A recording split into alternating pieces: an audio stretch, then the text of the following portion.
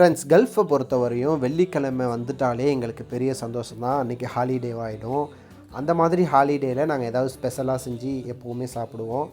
அந்த மாதிரி வெளிநாட்டில் உள்ள எல்லாருமே வெள்ளிக்கிழமையை வந்து பயங்கரமாக என்ஜாய் பண்ணி சாப்பிடுவாங்க. நிறைய பேருக்கு வந்து அதில் சோகம் இருக்கும். ஏன்னா அவங்களுக்கு லீவ் கிடைக்காது, அப்படி இப்படின்னு பல பேர் அதில் இருப்பாங்க. ஆனால் எங்களுக்கு வந்து வெள்ளிக்கிழமை காலையிலேருந்து மதியானம் வரையும் லீவுங்கிறதுனால நாங்கள் வெள்ளிக்கிழமையை காலையே செலிப்ரேட் பண்ணிவிடுவோம்.